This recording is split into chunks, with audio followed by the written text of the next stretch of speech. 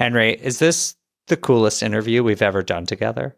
I'm fairly certain this is probably the coolest interview I've ever done. I usually like to stick to my guns, my bread and butter, but boy, I am definitely looking into this strategy. And the bar is very high because we get to interview incredible investors with amazing stories and strategies. But I don't think we've ever immediately, upon concluding an interview, said that we were going to both try and do this exact strategy together.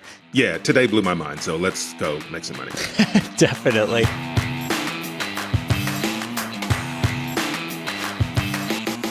Welcome to the BiggerPockets Real Estate Podcast, everyone. I'm Dave Meyer, joined today by Henry Washington. And today we're talking with Noble Crawford, who has cornered an extremely cool, profitable slice of the midterm rental market.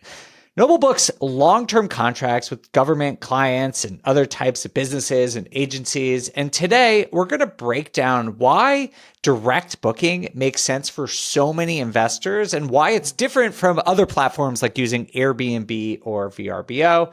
We'll also talk about how you can actually get started yourself securing long-term contracts for more consistent cash flow and higher profits. Yeah, I think we've got people on the edge of their seats, so let's jump right in. Noble, welcome to the BiggerPockets Real Estate Podcast. Thanks for joining us today. Thank you. Thanks so much for having me. Oh, it's our pleasure. So Noble, you work in sort of the hospitality side of the real estate investing world, short-term rentals, medium-term rentals, and you focus on direct bookings. Can you just start by telling us what that is in the first place? Yes, absolutely. So direct bookings would be considered B2B, business to business, right? And so unlike, someone who focuses on B2C, business to consumer or business to customer, like, an Airbnb host, for example, we typically go after direct business with corporations, with different entities, different organizations. So that's our specialty. And what kind of organizations are the businesses you're working with? Great question. So it ranges. Could be corporate, could be healthcare, higher education, could be relocation, military, federal government, aviation. So it kind of ranges a little bit. So all the businesses is what you're telling me. Yeah. Did you leave anything off there? Anyone who travels, basically. Pretty much. And why do you focus on this subsection instead of going direct to consumer? So what we have found is that it's very much what we consider a blue ocean strategy. So unlike folks who are focused on the transient guests, right, those weekend travelers and 3 to 4 night stay guests, we focus on a guest that is not as, there's not as much competition there, right? And so because we're dealing direct with these organizations and these corporate entities and things like that, it's just a different type of customer and it produces higher revenue. So that's why we like it. Okay, you could have just said the end part. I think here's more money, Dave. That's why we do it. Okay. So on these contracts, like, what do they typically look like? How long are they? Are you renewing every month, every 6 months, every year? Great question. So typically, more often than not, they're 30-day plus, opportunities. Those can last anywhere from is something as small as 30 days to as much as 5 years, and then everything in between. So they can go from midterm to long term pretty quick. Did you say 5 years? Absolutely. 5 years. Yes. That is incredible. And it's cool that they're 30-day stays or more, because then you avoid all the regulation and issues that, short-term, less than 30-day people may have to worry about. 100%. And just so I understand, Noble, the contract is with the business. So it's not necessarily the same person staying for 5 years, but I'm just going to make it up. You say you create a contract with an airline and they just use it as employee housing essentially for whomever needs it at whatever point during those 5 years. That's correct. So it differs a little bit between each of those verticals I described. However, that's the general concept. So yes, it could be, someone, an organization sending their employees or their people or their contractors in, and they change at different intervals, or it could be, a specific individual within an entity or a corporation that's staying for a much longer term. So I think this concept, I think people generally have understood this concept, but maybe not known quite how to execute it or what it looks like. Would you be able to just briefly give us an example, So we've got, let's do government, medical, airline, and business. Give us an example of a contract, what kind of property they would typically demand, and like what kind of rents or profit you're able to make. So on the government side, for example, so the government pays a specific rate per night. It's called a GSA lodging per diem, right? And so with that rate, it's capped, at a certain amount per market. And so when a federal contractor, a federal employee, a military service member, whatever, what have you, is coming to stay at a specific lodging facility, then that's typically going to be, at a specific rate per night. So let me give you an example. So there are contracts whereby, a pilots and mechanics, they come to the area, they're going to do training or recertification, right? And so with that training and recertification, the pilots staying 30 nights, the mechanics are staying at 2-week intervals. And so because they are going to be there for an extended period of time, they qualify for this GSA rate. So in our area, as an example, that rate will be $167 a night, right? So for a pilot coming in at 30-day intervals at $167 a night, that's $5,010 a month. For a mechanic coming in at 2-week intervals, right, at the same rate, that's half of that amount, right? And so, one of the beautiful things about this space is, particularly with the government, when you have that happen, you can use different types of real estate assets. For this use case, we found that apartments work best, right? So it's very much an arbitrage play or lease arbitrage, right? And so mechanics coming into a 1-bedroom apartment might cost you $1,500 a month in rent, a couple of hundred in expenses, but then the cash flow is sizable because you're generating $5,000 a month per door in revenue. Conversely, with the mechanics, they're coming in 2-week intervals, so you can actually double them up. You can double them up in a 2-bed, 2-bath. It's going to generate $167 a night per individual times 2. So that 2-bedroom could generate $10,000 a month, right? And it might cost you a couple of $1,000. So it's crazy. Right. Yeah. Go ahead, Dave. My head. I have so many questions about this. This is amazing. So first of all, you don't even need to own these properties. You're just doing arbitrage, which for everyone who doesn't know what that means, there are ways where you can get a lease on an apartment. You can rent it from a different landlord. And then if the lease allows it, you can rent it out to further people. So that's a perfect example here. And the thing that seems crazy to me about this, crazy, is that you're just guaranteed, exactly how much money you're going to make, right? So like when you take out that master lease, you already know exactly what your revenue is going to be because the government's paying you a set rate every single night, and they're paying for every night for the extent of that contract, right? Even when maybe they're not doubled up or maybe no one's even there that night. Correct. So the great thing about the government as a client, right, when you become a federal vendor with the government, is very much guaranteed revenue, first and foremost, right? And then a lot of times, especially for lodging, accommodations, housing, those type of contracts, those are 3 and a lot of times 5-year contracts and sometimes even beyond. So these are long-term contracts and they're guaranteed revenue over time. So it's beautiful. So if I'm hearing this right, Henry's speechless, by the way. He can't even talk.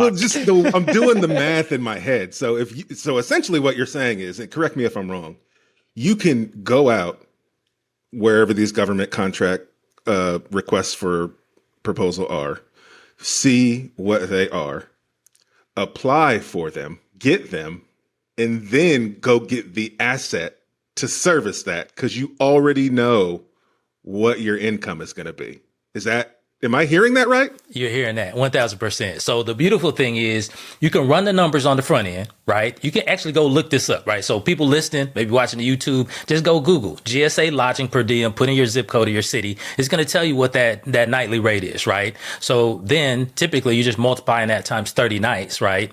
And then for the length of the contract term. So you'll know on the front end, you have a very good indication of what your profit margins will be before the ink is even wet on the contract. Then once you have the contract, you can leverage the contract to then go get the inventory, i.e. arbitrage, to service the contract. So it's a beautiful thing.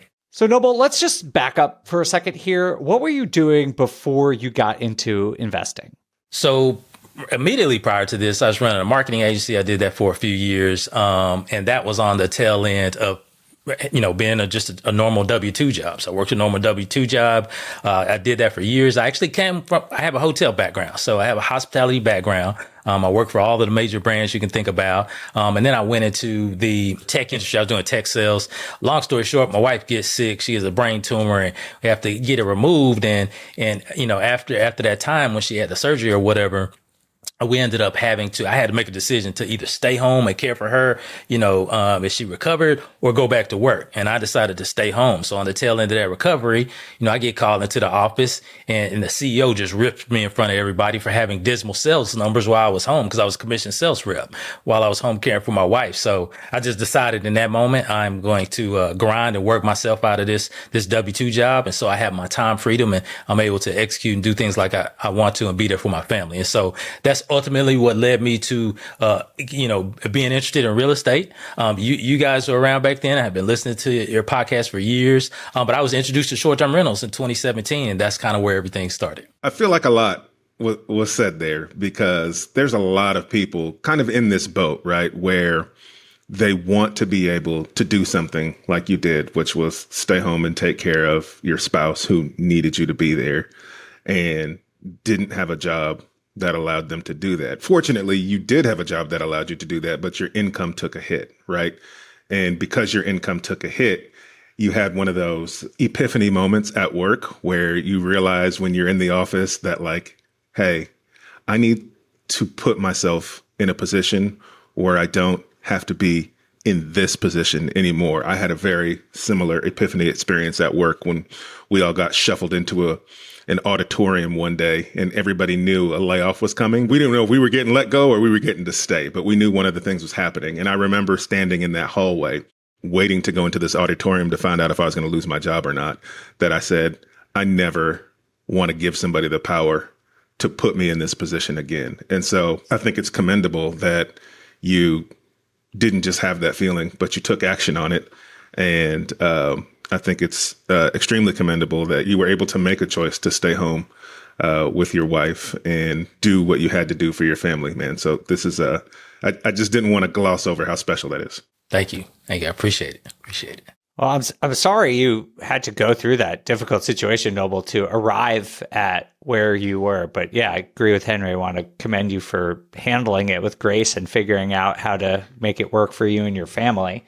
So this was back 7 years ago, it sounded like what made you choose short-term rentals over other strategies you might have considered? A good question. It's a funny story, really, because I had no idea what short-term rentals were. And it was actually my dad, if I remember correctly, he was watching a guy on YouTube, watching YouTube videos about short-term rentals.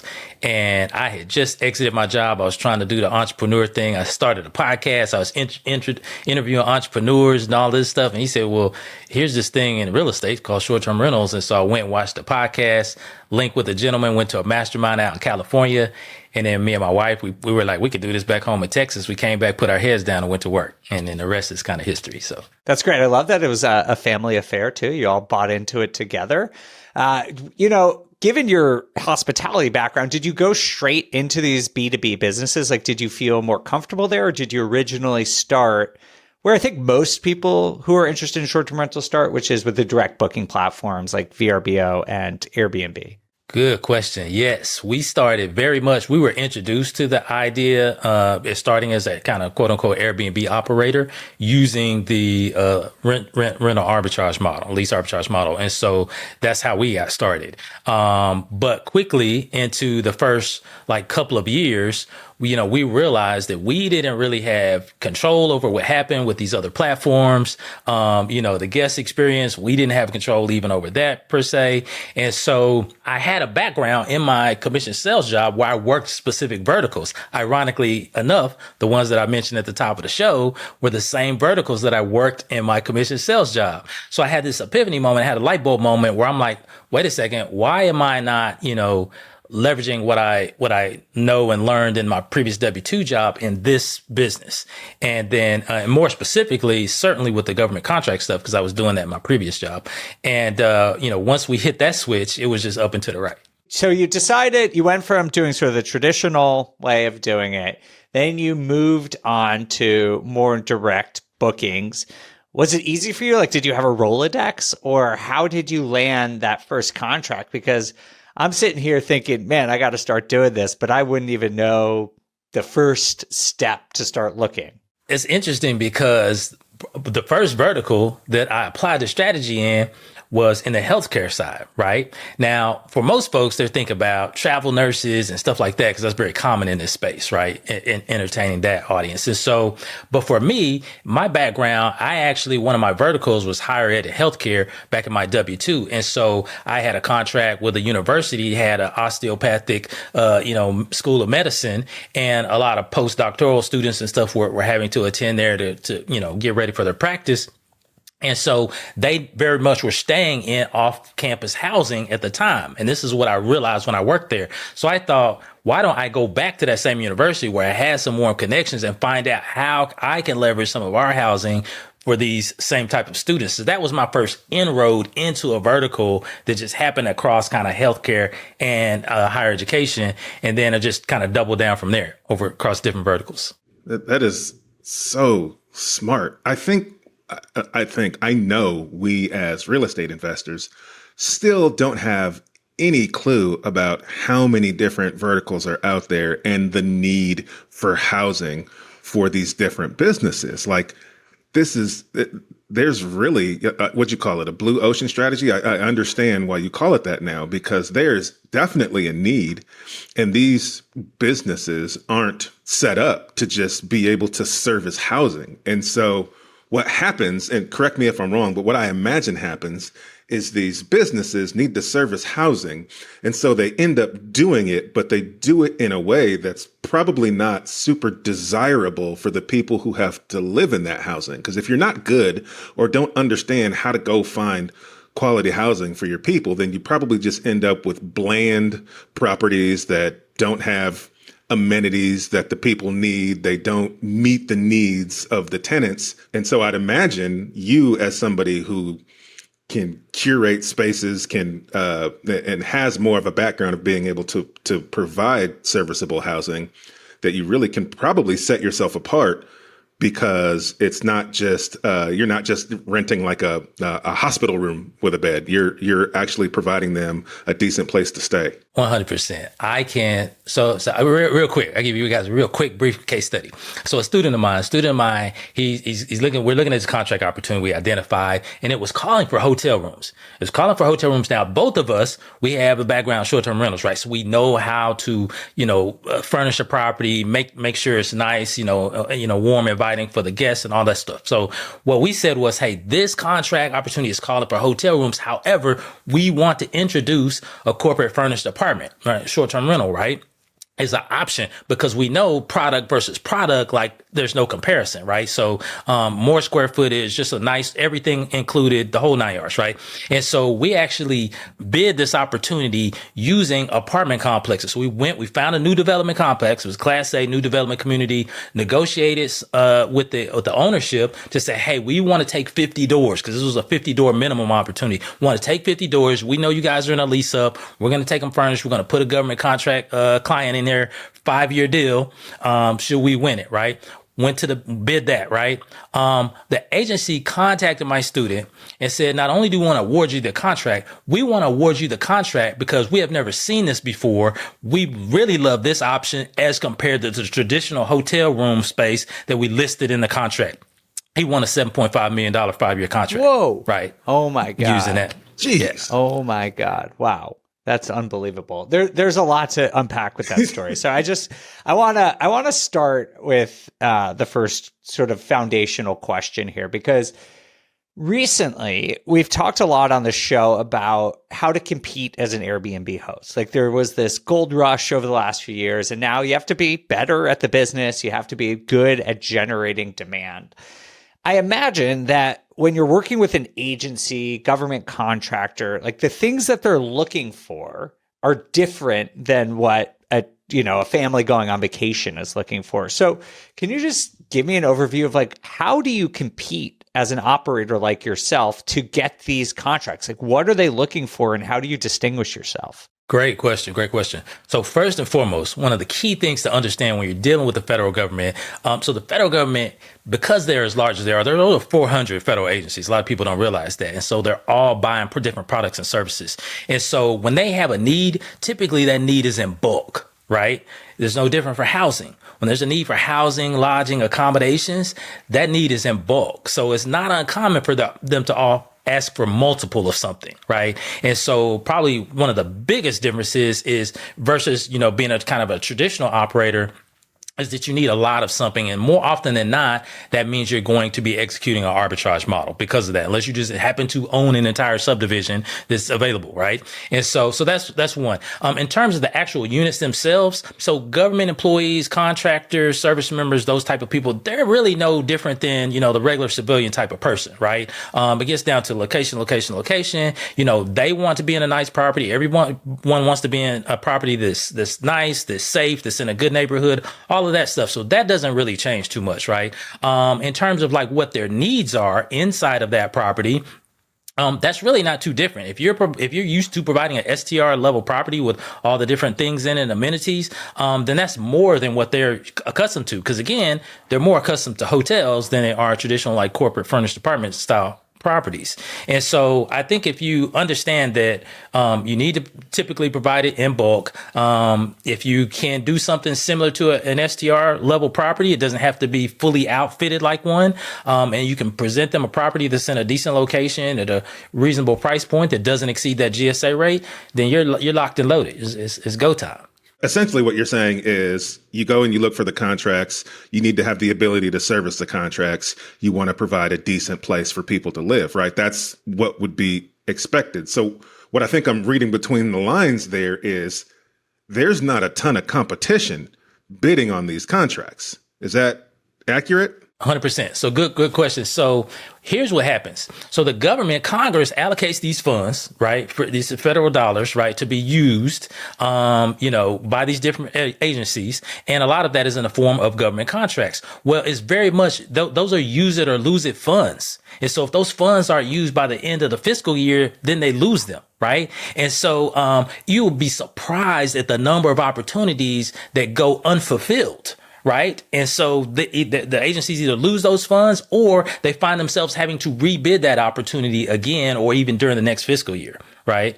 And so absolutely. I just want to explain that to some people who haven't been through the budgeting process before, either with the government or in corporations. But usually if you're a department, you get allocated X amount of dollars. Let's call it $1 million.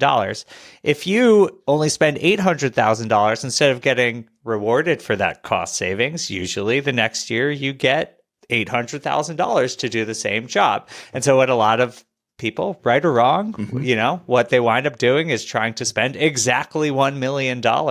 And so that is one reason I'm sure that these agencies are motivated to work with someone who can help place all the dollars that they have to spend. So what I hear when I think about this strategy is similar to like people who apply for grants. That's how my brain is working, right? Like there's grants out there, you got to go apply for them. And then if you get them, that's awesome. But you've got a lot of other people that are applying for the grant. So you need to be able to stand out, yada, yada, yada. But in that world, you could write, 100 grant proposals and maybe get, 10, 5, 2. Right. So how kind of help my brain understand like what that looks like in terms of these contracts. If you're out there and you're perusing contracts and you see 4 or 5 of them and you apply, like what's the likelihood that you land any of them? Yeah, great question. Excellent question. So a couple of things to keep in mind.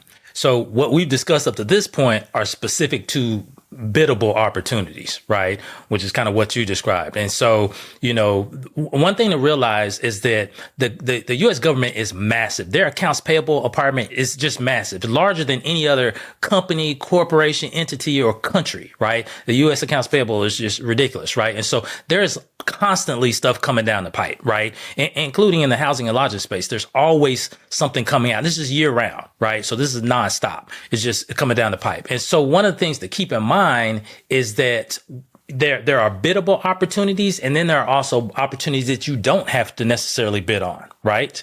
Okay, so then that's the other side of the coin. With the biddable opportunities, it can be a bit of a numbers game, right? So, maybe you go after 10 and maybe you land 1 or 2, but then that 1 or 2 that you land, that could be a multi 6-figure, even a multi 7-figure thing. Right. And so, but it could be based on the amount that you go after. Now, there are non-biddable opportunities, right? So that you don't necessarily have to bid on. So those are sole source awards. So I'll give you an example real quick. Had a student take him through the process. He received a phone call. He received a phone call to his business number. They said, "Hey, this is U.S. Army Corps of Engineers. We see that you're in the Atlanta market. Are you? We need inventory. We need housing, right? Are you able to accommodate us, right?"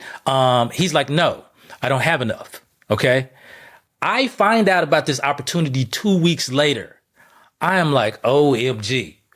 Like, don't say that, right? Because that happens. They will pick up the phone and they will call you, and it's called a sole source. That means they are going to award you an opportunity. They're going to provide that opportunity to a sole entity, right? And regardless of what you have at the time, say yes, right? That was a 7-figure opportunity that he said no to, basically, right? And so that's a non-biddable. It just happened that he had the industry code that they were looking for in the location that they needed the inventory. So that's one. The second one is called a set-aside award. A set-aside award is one where if you fit into a certain socioeconomic group, so maybe you're woman-owned, minority-owned, disabled veteran, service-disabled veteran, or veteran, you're in a hub zone, any one of those like socioeconomic classifications, what the government do, they will set aside, i.e. they will set aside opportunities specific to those folks that fall in those classifications. And so those are very much low-hanging fruit opportunities, right? I could go on and on, but you get the idea. There are biddable opportunities that are kind of numbers-based, and then there are non-biddable opportunities that you can also go after. And this is still one vertical we're talking about. We're still just talking about the government. We're going to be here for 4 hours. I hope you blocked off your whole day, Noble. But so tell me how reasonable is it for someone who's brand new to get out there and get a first contract? Because in some ways, it just sounds so great. It makes me wonder why more people aren't doing it. Excellent question. I love this. So the reality is, first and foremost, the government loves experience. Okay.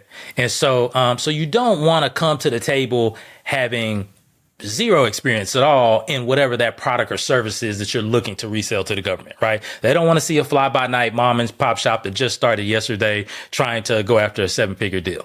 That's just not what they want to see, right? So, you want to come to the table with some level of experience for that product or service, right? So with that being said, there's a couple of fundamental things that you really should do in order to position your entity, not you as an individual, but your entity to land these government contracts, right? So really some primary fundamental business 101 stuff, right? So you want to have an entity, first of all, right? You want to make sure you have a professional phone number, a professional website, a professional email address. The government is picky about that, believe it or not, right? So you can't use a Google Voice or something like that. You need no cell phone numbers. You need a specific business phone line, right? So your Grasshoppers, your Ring Central, Dialpad, services like that. You want a professional email address. The government does not like Gmail, Yahoo, that sort of thing. So you need to be set up in a way that you have a professional email address at xyz.com, right?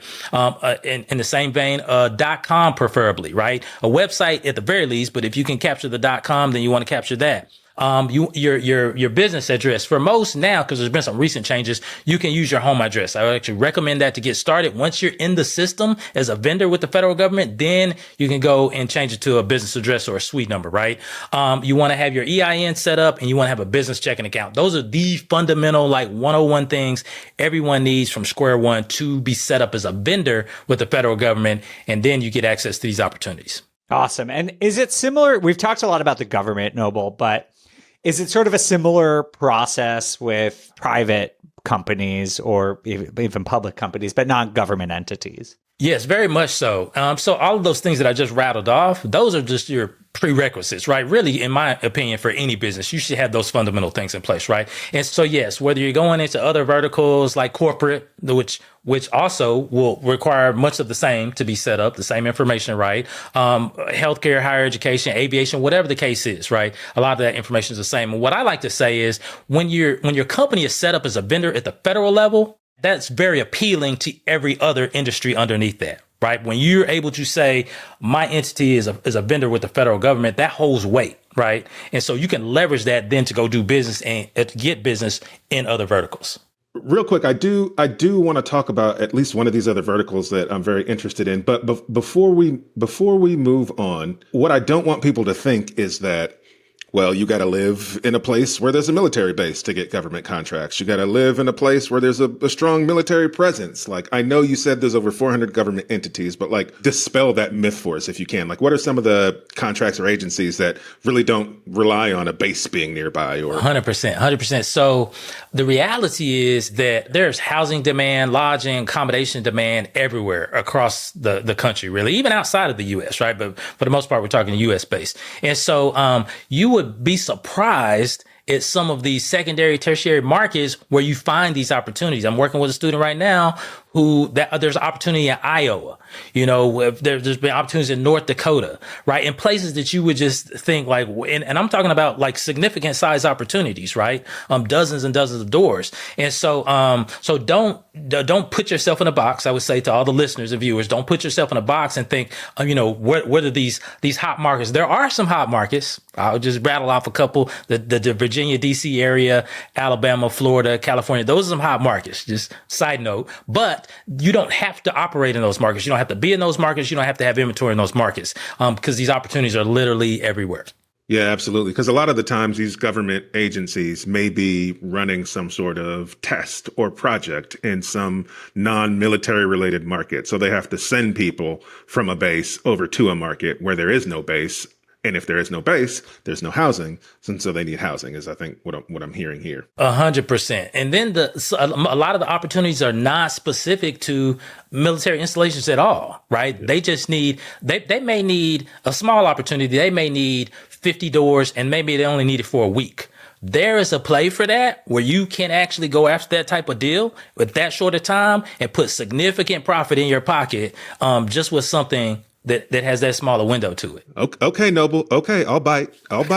Okay, tell me how I could service that week-long need. So there's a model, right?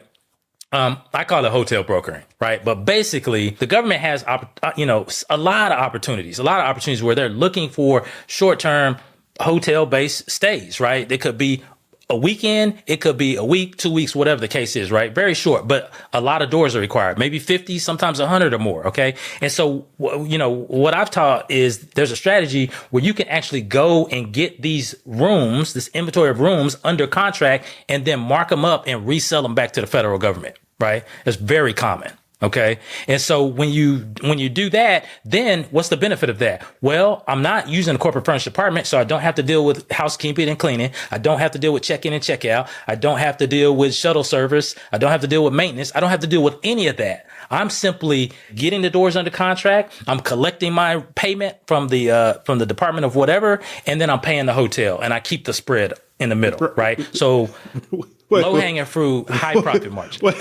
Wait, so you're saying the government says I need 50 doors for a week and they need like short-term hotel stay. So you go to like your local extended stay in that market and the government will tell you I'll pay $200 a night, let's say, for an example. And so you go to the extended stay and you say, I need 50 rooms for a week. What's the best rate you can give me? And they'll say, I'll give you a room for $125 a night. And you say, perfect. And then you go collect $200 a night from the agency because the agency, I assume, pays you because the deal is with you. And then you turn around and pay the hotel and you keep the $75 difference per room. 100%. And this is why would the government just not go straight to the hotel? Why go through you? Why have an intermediary? Excellent question. So here's the other thing. So there are what are called a small business size standards. So basically, what does that mean? That means that per industry, there's a cap of revenue, right? Where they will no longer consider a business a small business, right? So for example, in the hotel space, I want to say that cap is like 30 million annually, right? So if you have an entity, XYZ Corporation, that owns 4 or 5 different franchises, right? Then because those collection of properties under that franchise model do more than $30 million a year in annual revenue, they can't participate in the bid. It is a small business set aside, right? And so then they need the small business operator like myself, like all of us, right, to then come in and create and facilitate that contract, right? And so so that's how it works. So that's why the big boys a lot of times can't participate, right? So then someone like ourselves comes in. There you go. We need the DJ board bomb drop, air horn. I'm just here clapping for this. It's unbelievable. This is incredible.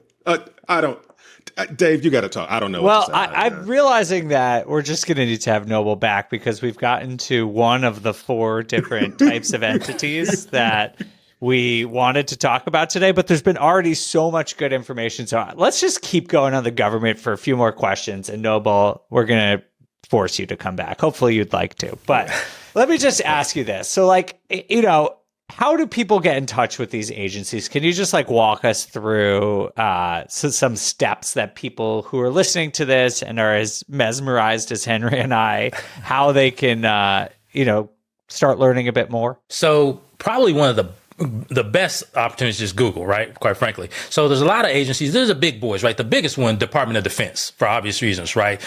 Billions and billions of dollars in transactions happening through the DoD, right? And so, but the majority of the agencies have what are called OSDBU offices. That's the acronym, Office of Small Business Development Utilization. I always mess up the acronym, but anyway, OSDBU, OSDBU. So that office in particular, a lot of the personnel in that office work with the small business entrepreneur to help us go after, uncover, and get access to these types of contracts. So that's very much, an office that you want to engage with. Other offices, a lot of them have small business liaisons, right? Again, a similar concept. Those personnel are put in place to work with us as small business owners to uncover opportunities.